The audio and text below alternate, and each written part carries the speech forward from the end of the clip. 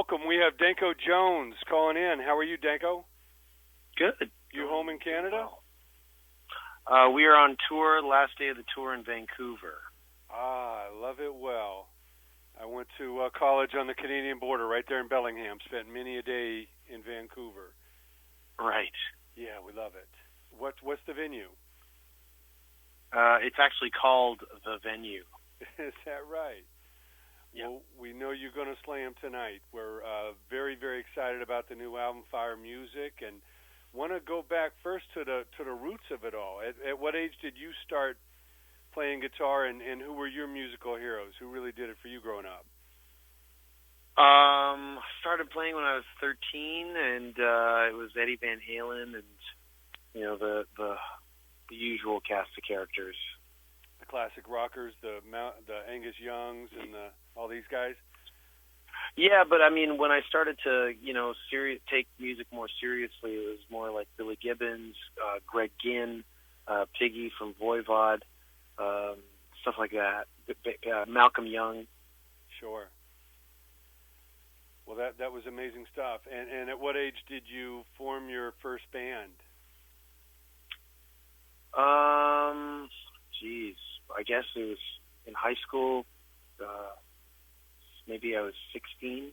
Okay. So you gravitated from playing covers. Do you remember like striking out as a songwriter yourself and kind of coming up with your own riffs and your first? Oh, we never did covers. We always just did our own songs. Okay. Yeah, never did covers. Well, that's amazing stuff. I know on the new album, Fire Music, you have a new drummer that's joined you and JC. Why is Rich the perfect guy? And tell us how, you know, this newly completed trio is the best yet.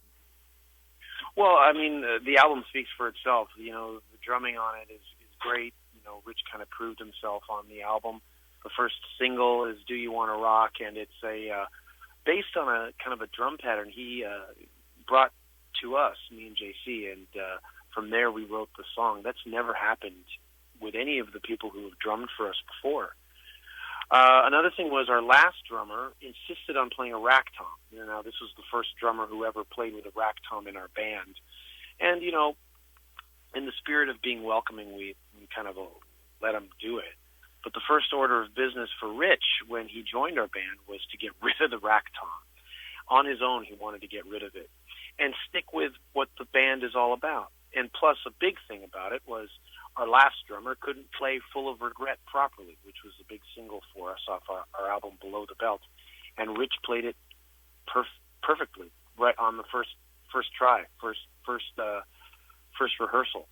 And that was a big sigh of relief because we'd had our last drummer, a previous drummer, for 2 years. And so for 2 years, I never heard Full of Regret played properly. Well, that's amazing. Now, on Do You Want to Rock, is that a cowbell he's got on there? Yep. That is an absolute killer drum, you know, on the chorus.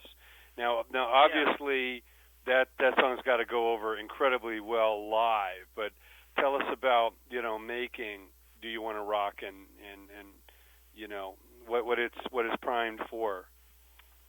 Well, I mean, like I said, Rich brought in the drum pattern on his own.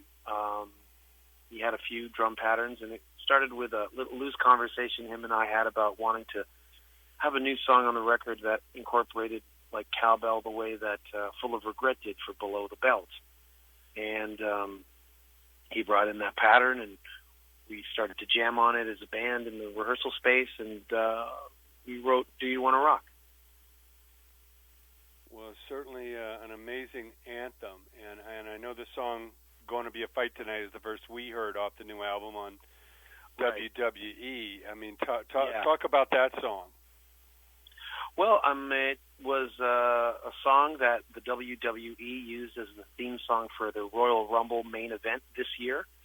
Big event for any wrestling fans would know already. It's one of the biggest pay-per-view main events for the WWE in the year. And, you know, being the theme song, they played Gonna Be a Fight Tonight, I don't know, 40 times? I mean, you heard it like a few dozen times during the course of the evening. And it's just something that we wrote for Fire. They reached out to us shortly before Royal Rumble was going to air. It wasn't anything that was commissioned. It does have the word Rumble in it, so maybe that made their ears prick up a bit. But other than that, we did it on our own, acting.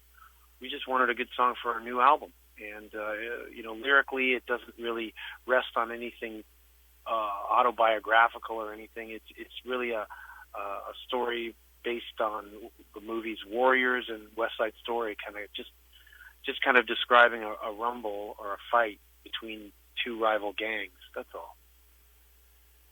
Well, there's so many amazing songs on the new album, and Body Bags has incredible energy. What's Body Bags all about?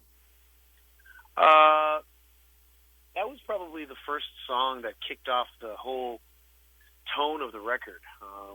Something that harkens back to the Misfits, and something we've always used as an influence, but never really worn it so openly on our sleeves. So Body Bags is very, very reminiscent of the Misfits. And from that point on, we quickly wrote Gonna Be a Fight Tonight, Twisting Knife, I Will Break Your Heart, and She Ain't Coming Home. They came one after the other almost very quickly after we came up with Body Bags. So that song is pivotal for Fire music.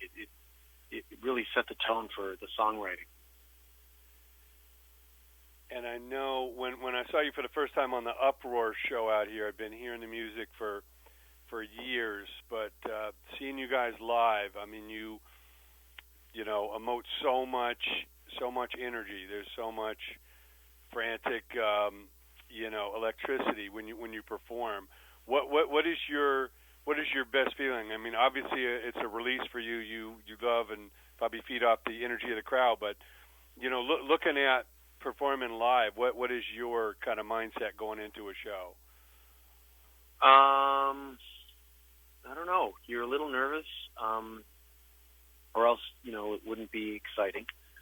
And once you get on stage, it's whatever happens. There's nothing that can be planned past the rehearsing of the songs.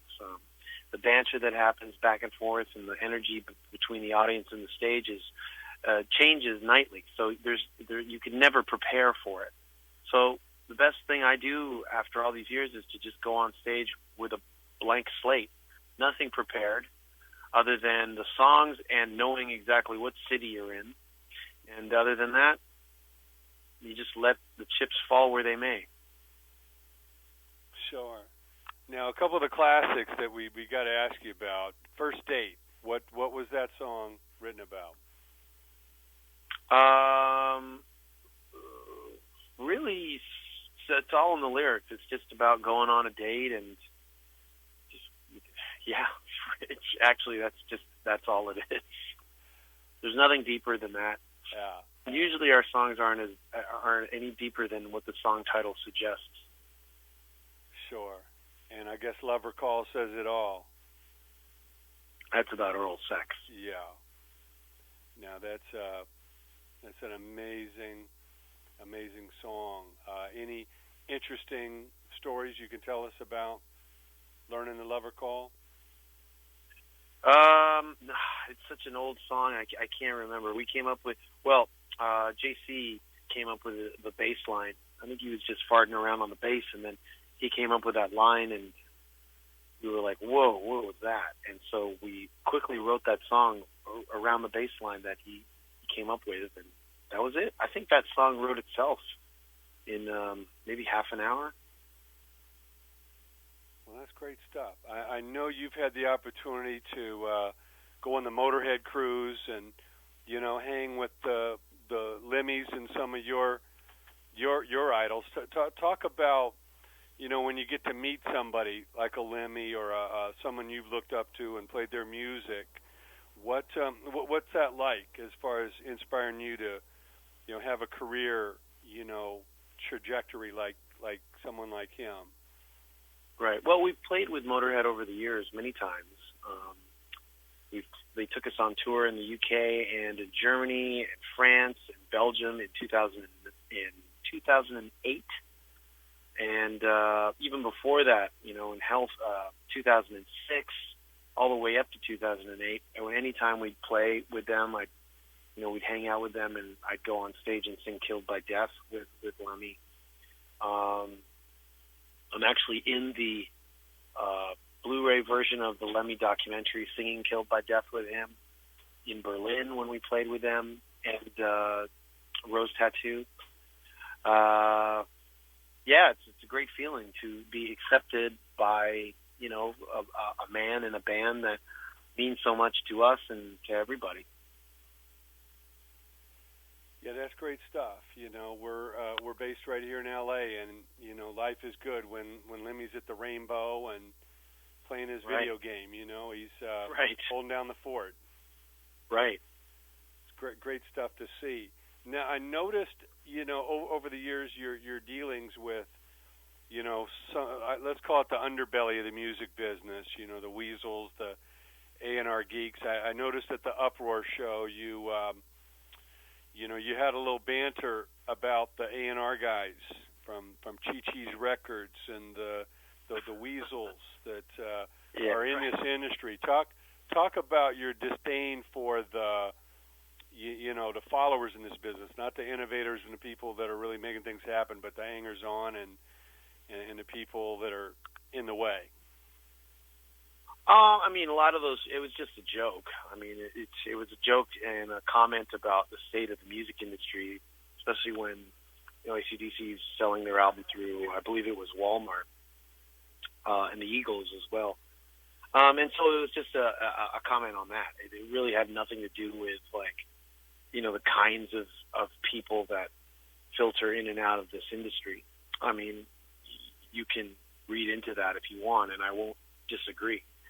But, you know, there's a lot of people who get into this industry to make a quick buck or to walk on top of people's dreams. And, you know, that happens in every industry, in every business, but, you know, you're dealing with people's dreams here, and that's a fragile thing. And I've witnessed, we've all, you know, me and JC, we've witnessed this firsthand, how people got crushed through no fault of their own, other than, you know, their youthful enthusiasm, and were taken advantage of. You see this over and over again. You watch it attempted on you, and I don't know. You know, if you know, luckily JC, who's been managing the band up until very recently, he has a good, keen eye for all this stuff and a good business head, and he was able to suss out. A lot of times, we were able to steer clear of these people because of JC. But, you know, it's happened to a lot of good bands over the years where they've signed contracts, signed record deals, or other kinds of deals with people and gotten screwed. And, you know, these stories rack up, and you walk away with not the best view of a lot of these people in the industry. I give everybody a chance, though, whenever I meet them. Sure. I mean, that's different. I don't really judge anyone before I meet them. But you're very cautious. Let's put it that way. Well, years back, you almost had to kind of succumb to, you know, the machine to play the game and come through a label and deal with a lot of that just to get the radio or retail or MTV and everything. But now you have a lot of independent avenues. You have a lot of people breaking through that aren't necessarily, you know, a big radio hit or a mainstream artist. Yeah. What are your feelings about the benefit of being independent? It's still the same. Whether it's a major label in your way or an independent label in your way or these people in your way, it has changed, but it's still the same. I mean, the fact that people say now there's no labels to get in the way and people have more freedom, well, yeah, but now the whole music industry is flooded with everybody's blog, everybody's Bandcamp page, and everybody's Facebook page. So it's hard for bands, again, to be heard. simply because instead of some A&R not releasing you or you not having enough money, it's just now there's just too many cooks in the kitchen, too many people out there for your voice to be heard. So it's the opposite. It's the extreme, the other end of the spectrum. So it really hasn't changed. I mean, music is something that everybody loves. Everybody wants to be a part of it. Everybody wants to be in the spotlight or be around the spotlight. Right. So I understand the amount of people who are, in there, and it's hard to get heard. But to say that the industry's better now, I don't know. From my point of view, I see the same types of characters, Yeah, well, it's evolved. So there are ways to get your music recorded or distributed or your video out without necessarily having to go through a third party. So at least you have those avenues that were very rare before. Yeah, but then it's like, will anybody see it once it's uploaded? Because, it's sometimes the internet is like finding a needle in a haystack. Sure. Well, if you don't know what you're looking for.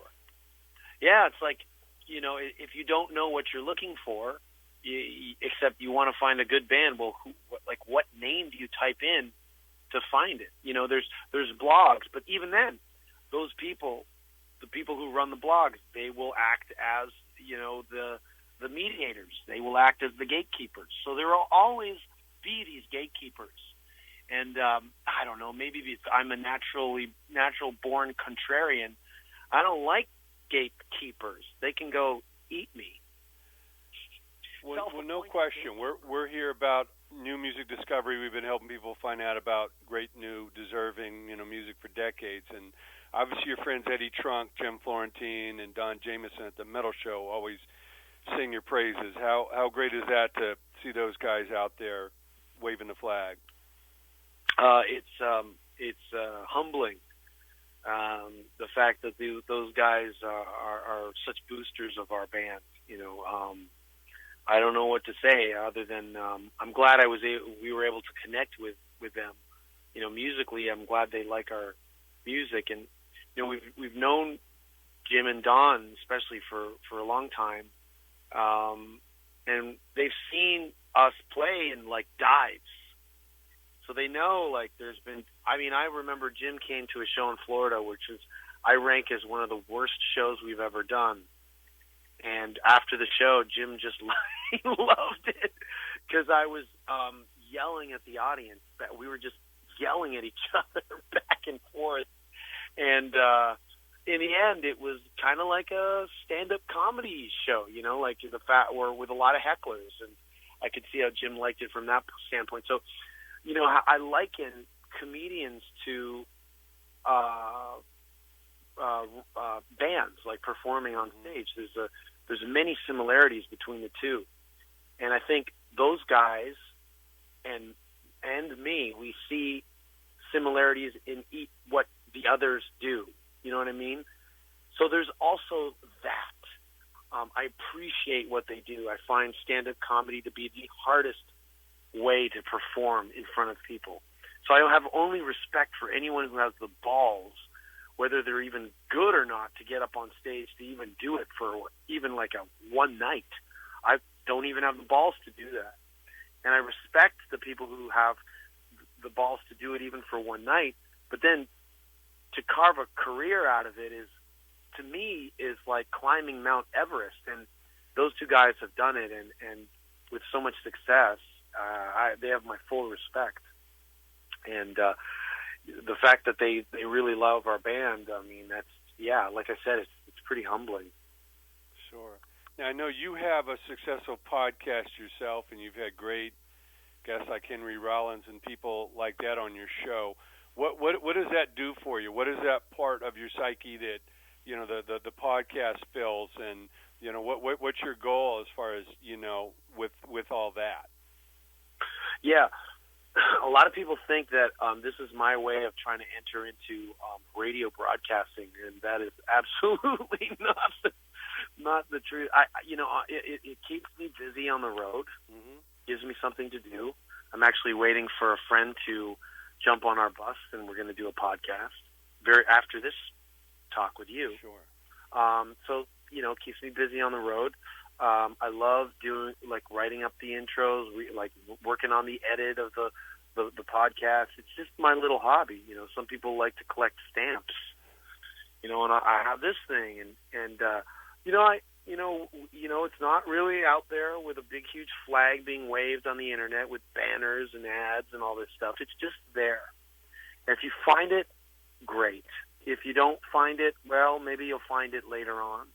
And there's constantly people tweeting me or getting in touch with us going, I never knew this existed. I'm going through all the episodes now. So that's nice, and I'm not trying to take over the podcast world with it. I'm not trying to segue into a new career. I just like to, it gives me an excuse to sit down with Lee Dorian or Henry Rollins or Duff McKagan or, Damien Abraham. Over the course of the 4 years that I've been doing this podcast, I've become really good friends with some of the guests, and I've been able to have a longer discussion with a lot of them than I would have if we had even played a show together or toured together. This forces you to sit down with someone for an hour and talk to them. And the only people who get on the podcast are people who I either have a history with and we're friends, or I just simply have a history with, or that I'm a very big fan of. There's lots of publicists and people who always try and reach out to me to get whoever on the podcast, and I turn most of it down when I don't have a connection with them. And even, no matter how big a name it is, I have no interest if I'm not familiar with their music, or I don't really like what they do. I don't care if they're on the cover of People magazine or Rolling Stone. That's what the podcast serves. Well, I myself have done thousands of interviews since my college days back there in the Vancouver area, and I always found it incredibly stimulating to be able to not only be in the presence of someone who's achieved something or that you respect, but the ability to ask them anything and get in a exciting dialogue about any number of subjects. You can always learn something from them, and of course the audience can expand their knowledge and mind of what goes on behind this person, or really the best way to appreciate music is to find out more about how it's made or the people behind it. Yeah, well, the thing is, when I bring on a guest, usually we have a personal connection. Sure. It enables the conversation with that person to get deeper than just simply, their career, whatever their career is, to talk about it. Yeah, you can ask them anything. Yeah, because the latest podcast episode isn't with a quote-unquote celebrity or a public figure, but more of a very notorious figure in music, especially in Toronto. And his name is Dan Burke. He's a rock promoter, and there's countless bands all over the States.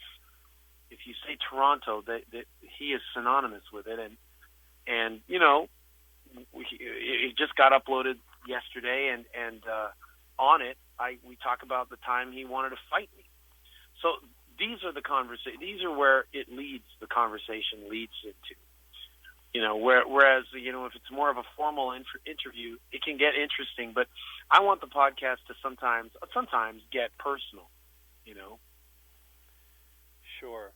And finally, I know you really can't tell any young musicians to get in this business because you know how tough it is. But what advice or tips do you have as far as like the perseverance or the the mindset needed to withstand the challenges to really have any kind of longevity in this business? Yeah, I don't have. My advice would be to not do it. And the tenacity that you need in this business can be very dangerous for someone if their band is total shit. And that's a reality that you got to look at yourself in the mirror eventually. If maybe there's a reason why nobody's biting is because you suck. Nobody's ever going to say that to someone's face. And when I hear people go, you got to believe in yourself, and you got to believe it's going to happen. That's a very dangerous advice sometimes, because that person or those people could be doing something a lot better with their lives if their band sucked, you know. And this whole thing about, like, all you got to do is keep doing it, and eventually, yeah, if you're good. But if you don't get a good review, and if it's only your cousin who's telling you you're great, or your aunt, maybe you should do something different. I mean, But the only thing I do say in terms of advice, which is, I think, safe, is buy a lot of records. And when you think you've bought enough, you buy more. And if you don't have money to buy records, get it hook, line, sinker, any way you can. Listen to music. I mean, it's so easy to these days. Make sure you listen to it all the time. Know where it comes from. Follow the thread as to how it got there, and the influences and stuff, and the tentacles. And you'll be a lot better off than a lot of these bands. You know, we play with a lot of these quote-unquote rock and roll bands of today, and you could really, really tell the trough from which they take is really shallow. And it makes me go, oh, guys, why don't you guys take a year off and just submerge yourself in music and go deep on it? It'll only help your songwriting. But nobody tells you that. In the industry, even in these conventions and seminars and all these people dispensing advice, I never hear that said. I always hear about how to do it from, like, a top-end way, whether it's like, oh, you got to sign with this guy, and you got to go log on to this blog and do this, but nobody ever goes deep as to how you can get your band out there. The best way to do it is to listen to all the music and go deep on it, you know, and diversify your musical listening. Don't just listen to your genre that your band is playing. We listen to everything. We listen to hip-hop, we listen to jazz, we listen to metal, and we go deep on all of it. And if you can't go deep, if you don't have the time to go deep on it, or if you don't have the will to go deep on it, well, then why are you in a fucking band? You shouldn't be in the band. You should be watching the bands, or maybe like working at a dry cleaner somewhere. You know, that's the thing. I constantly see these bands who you could tell what records they listen to, because it's only about 30. And that's cool, man. Do whatever you want to do. But if you really want to make good music, because everybody's capable of it, you got to listen to it. You got to be exposed to really, really good, diverse music. Let it seep in your pores, and it'll come out. Well, like they say, oak tree that stands the test of time has very deep roots, and you guys definitely have them. It's been a great pleasure to spread the word on Fire Music. Danko, can't wait to see you out here in California and the States real soon. Please, best of luck on tour. Thanks a lot. Thank you, Jay.